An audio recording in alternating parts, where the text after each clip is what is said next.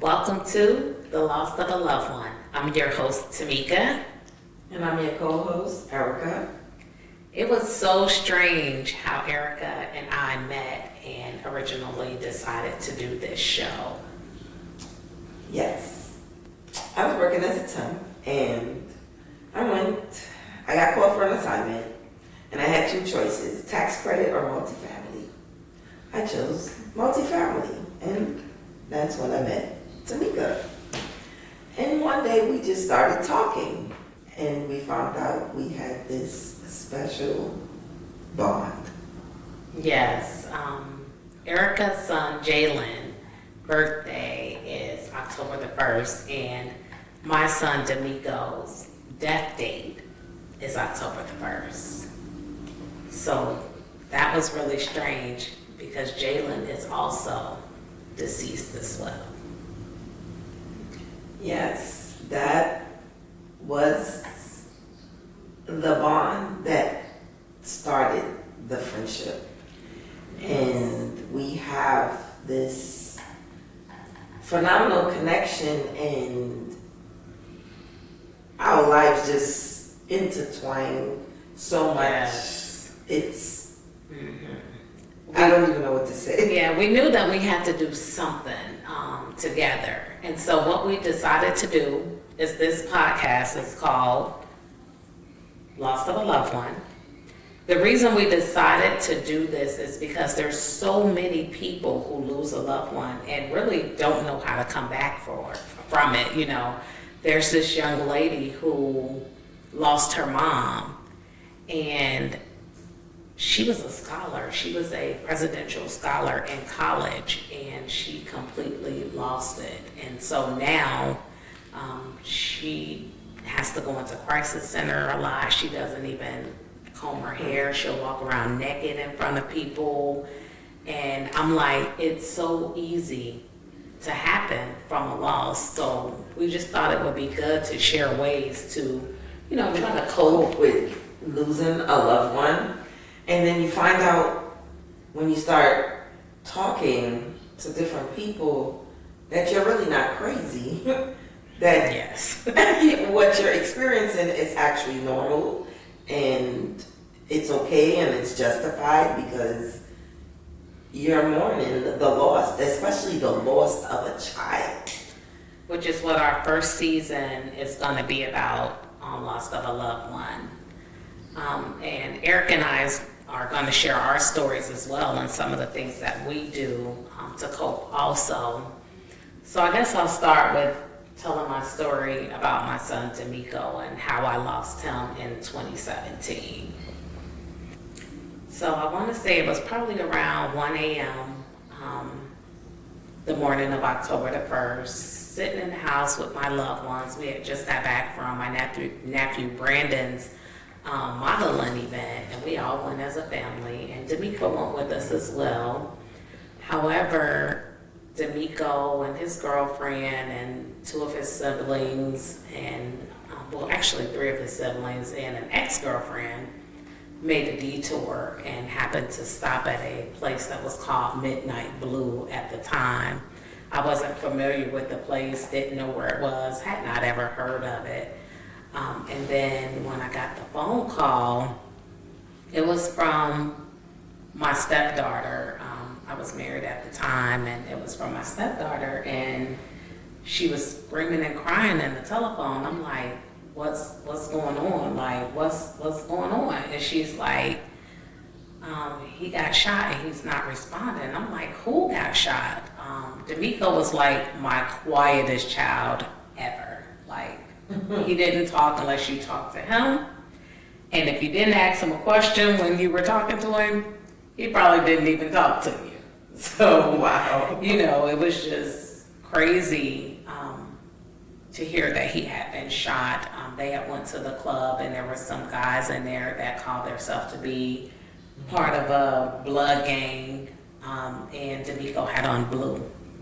So that didn't sit well with them. They asked him to remove his shirt and he refused to do so.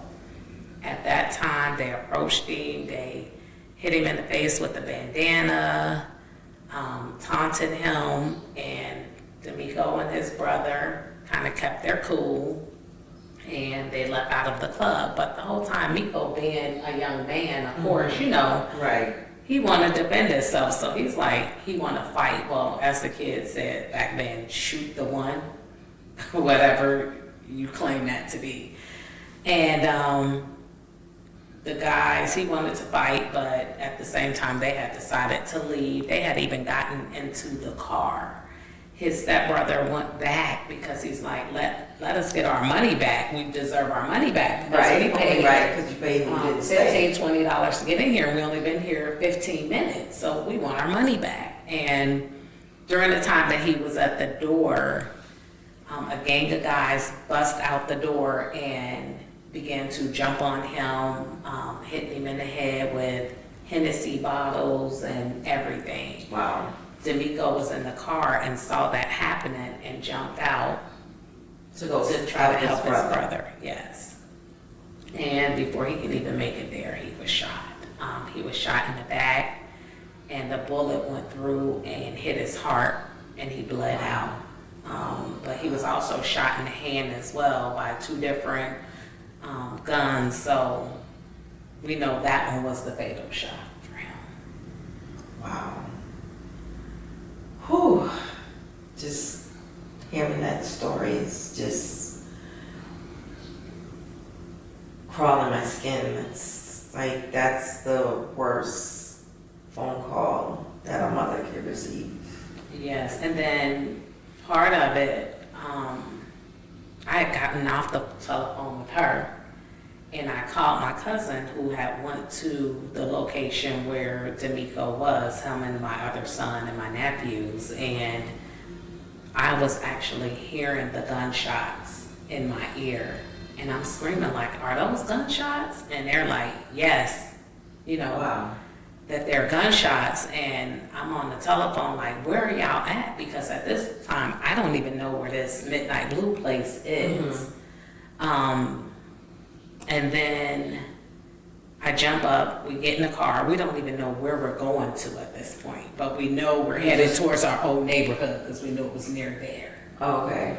But we didn't really know where we were going to, and then finally we got a call back telling us where to come. We ended up at a Shell gas station right on Jimmy Carter, and I see my son laying on the ground, deceased with the cover over top of him. Wow.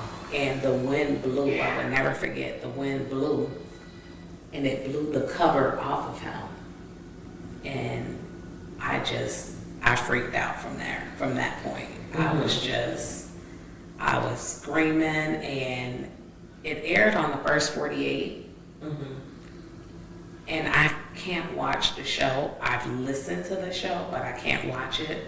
Okay. But that scream to this day still hurts my heart to even hear myself scream like that. Like it was like I was out of body. But a lot happened after that. My marriage ended. I had a new normal because I had to come to a home where my child was not going to be there. So you had to start redefining your life. Yes, but I didn't know how. So I was trying to accomplish something that I didn't really know how to accomplish. Yeah, I can relate. Yeah, so it's been some years. It's been, 7 years now? And sometimes it still feels like it was just yesterday. So I like to let people know that it's okay to feel that way. It's okay to go back and forth and have those angry moments or have those sad moments. And I try not to be sad and on so many occasions that I really want to break down on for the sanity and sake of my other children. Yeah. So do you think having your other children helps a little bit?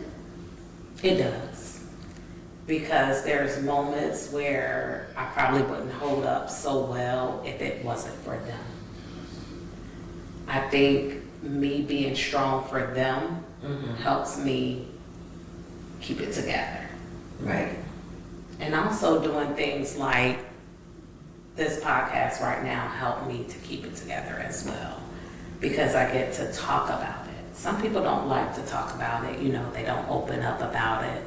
But I feel like when you bottle it up, it's worse to me. Because you're holding it in. Right. That's right. You don't have an outlet, really. Right. It's like I'm already hiding my tears from my children, from my mom and my siblings, because I don't want them to be down or, feel upset, which I'm not going to say that that's a good thing, but it's just something that's helping me to feel like I'm being strong. So my times is in the shower. That's my sacred place. Your shower cries. Yes. And then by the time it's time to get out, I'm like, get it together. Get it together. And start your day. Because that's what Mika will want you to do. My son was 19 years old when he was killed due to something so senseless until I never would have fathomed. I know they have those little sayings, you live by the street, you die by the street. Domiquo was not one of my children that lived by the street. And I know what that looks like. Domiquo wasn't it. So that even hurt more because he wasn't a street guy. Correct. Yes. I think when your child is taken from you, which either way, I think you feel like they were taken either way. But when another human person is the reason why they're not here, I think it may sting or hurt a little bit more. Right. Because it leaves you kind of wondering, was this meant from God?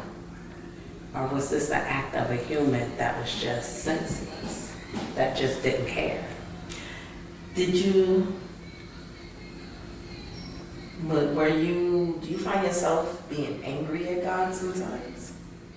At first, yes, definitely was. I didn't want to listen to gospel songs. Matter of fact, I couldn't listen to gospel songs because I would find myself crying and just angry, like I didn't want to hear them. Right.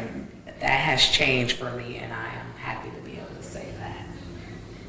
That's good. I'm glad. Because I know it can be, you want to know, like, okay, you believe in God, and you're like, well, why would you take my child from me? Exactly. You go through those sentiments a lot. Yes.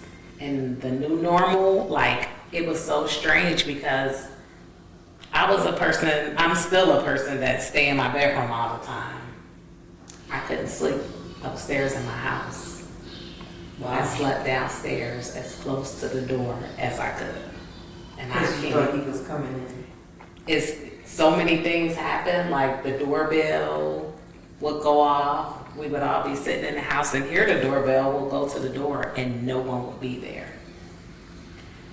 We had a code lock on our door because the kids used to lose the keys all the time. So we kept a code lock where they can just push in the numbers. Right. And we would hear the numbers going off and go to the door, and it'll beep like the long beep to say that you had the wrong code, and no one will be there. Wow, that's crazy. Yeah, he constantly let us know. No, listen, I'm still here. I got That's y'all. right. That's right. I got y'all. He did, and I know his birthday is on Christmas Day, so that's a very hard day for me. And it's so crazy because my birthday is generally a very hard day for me. And I guess it's because you don't have that one extra happy birthday that you're used to having. Yeah, yes. Yeah. Or that one big hug that you're used to getting. Right. and that laughter. Right, That exactly. You have your little joking moments, that you have your own moments, but each one of your children, you have your own little thing, and that It's not there is not there anymore. Right. But I guess, you have to remember to continue to live for them. I've written a book, The Loss of a Loved One. I've written a book, The Day They Took My Son, and it's about 4 young men who lives were taken to gun violence. Okay. I think people have to remember, even if it hurts, keep your loved one's name out there. Let the world know this is somebody who was loved, whether their death was their fault, whether their death was suicide, whatever. You have to continue to keep your loved one's name out there, because if you don't, who else is going to do it for you? Exactly. Like, what would be some of the things you would suggest to some grieving mothers that lost a child or I think children? being a part of groups with mothers who have like feelings, who understand your pain, who can empathize with you is one good thing, because one thing I say, if you haven't lost a child, you can't tell me you know how I feel.